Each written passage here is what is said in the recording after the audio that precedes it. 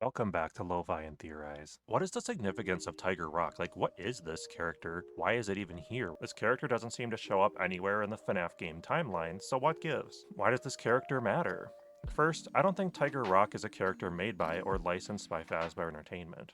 I'm not saying they couldn't have, but why would they make a tiger character that doesn't seem connected to any other characters they created? You'd think that we'd see this character pop up somewhere at least, like even Shadow Bonnie shows up in Security Breach. With that in mind, there seems to be no reason for a Tiger Rock costume to exist, and yet we clearly see one in the Secret of the Mimic trailer. The question then is, who made it, and why?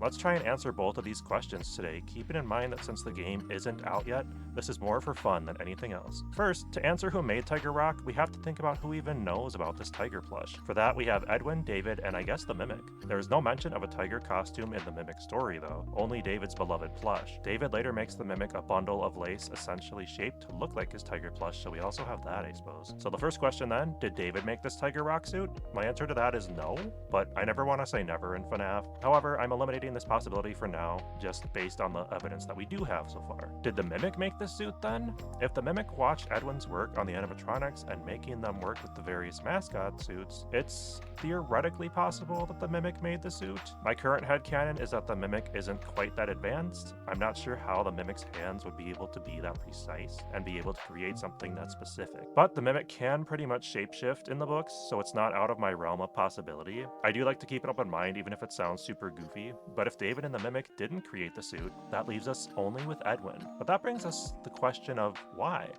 Why would Edwin make this suit?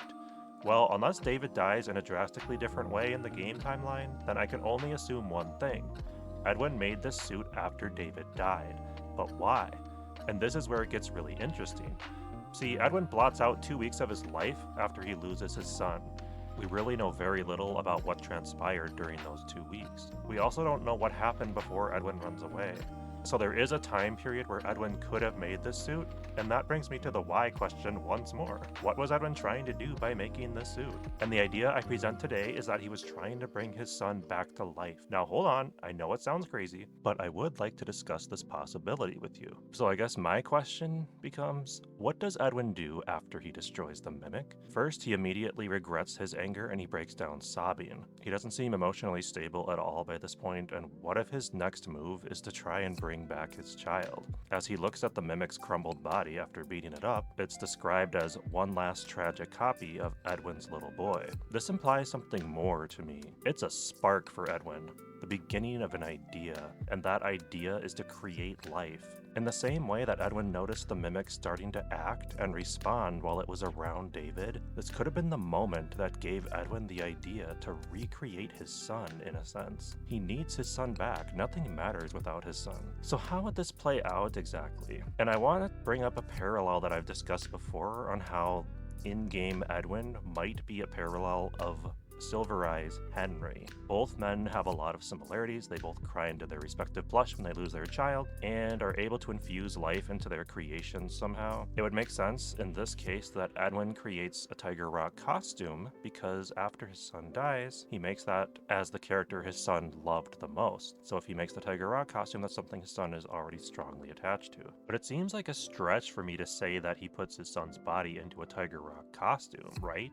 Well, not necessarily. The animatronic characters we see in the Secret of the Mimic trailer, the elephant, the mushroom, as the mushroom's jogging along and we see the elephant turn and stare at us, if there are endos inside of these characters, it explains why they're able to stand up straight and why it looks like the costume has something inside of it, because the Mimic is able to fit into the costumes. But let's look at Tiger Rock. For whatever reason, the costume is not filled. The costume is rather slumped. It doesn't sit upright. It's slumped over, almost as if there's something smaller inside of it. And what if the smaller something inside of the Tiger Rock costume is actually David? If Edwin's doing something like this behind the scenes, that explains what we're seeing here. The reason that's significant is because the Tiger Rock plush we see in Help Wanted 2's update has what looks to be human organs in there. It does almost look like some kind of fleshy tissue or something. And if this does end up being David, then I think that's relevant. How Edwin specifically puts this all together, I don't think we're supposed to know yet. Essentially, he's tinkering with life in a sense. He's already gotten the Mimic 1 program working, so if he's able to combine the Mimic 1 with a human body,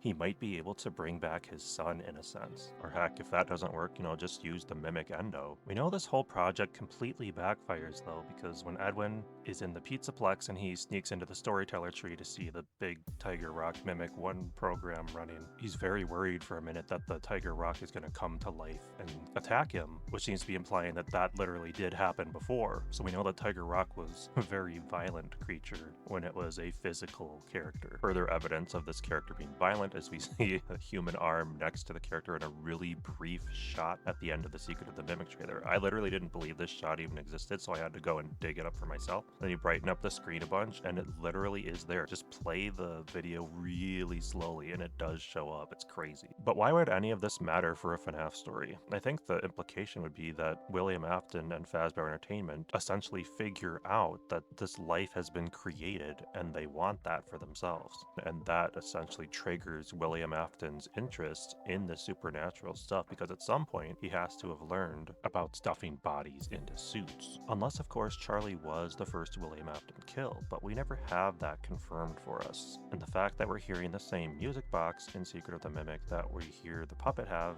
makes me think there's a bigger connection here that we don't know about yet. But ultimately, this is just a theory. It doesn't make a ton of sense at the end of the day because it doesn't account for all the other characters that might be relevant. And there's so many characters in Secret of the Mimic that are just come and gone, and I'm like, what happened to them? What's their story? And that doesn't account for any of them. So at the end of the day, I'm just here to discuss and hear what you have to say as well. Thank you for listening. Have a great day.